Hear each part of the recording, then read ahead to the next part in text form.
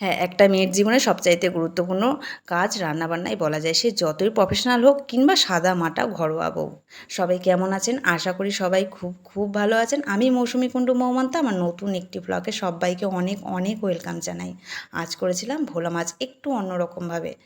আপনারাও খেয়ে দেখতে পারেন আমার রেসিপিটা, আশা করি সবার ভালো লাগবে। হ্যাঁ, তেলে ঝোলে রান্না হলেই যে রান্নাটা খুব ভালো হয় আর তেল অল্প পরিমাণে দিলে যে খারাপ হয় সেটা না, কিন্তু মনটা থাকতে হবে। আমার লক্ষ্য একটাই যে না, জিনিসটা যেটা করছি আমার ভালো করে করতে হবে।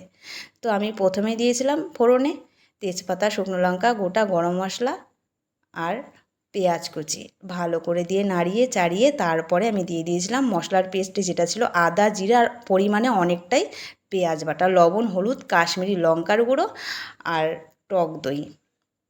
পুরো ক্যামেরার সামনে পুরো ক্যাপচার করতে পারিনি সব কিছু, সময়ের অভাব ছিল। তারপরে সব কিছু ভালো করে কষিয়ে নিয়ে হালকা পরিমাণে জল দিয়ে ভালো করে ফুটিয়ে নিয়ে মাছগুলোকে ছেড়ে দিয়েছিলাম।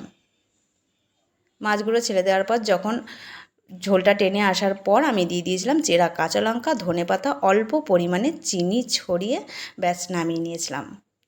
হ্যাঁ, আগেই বলি আমার ইউটিউব চ্যানেল মৌসুমী কুণ্ডু সাবস্ক্রাইব করতে অবশ্যই ভুলবেন না। আরও নতুন নতুন রান্নার রেসিপি পেতে আমার ভিডিওতে কিন্তু একটা লাইক, কমেন্ট, শেয়ার অবশ্যই করে দেবেন। সবাই ভালো থাকবেন, সুস্থ থাকবেন। দেখা হচ্ছে আবার অন্য কোনো ভিডিওতে।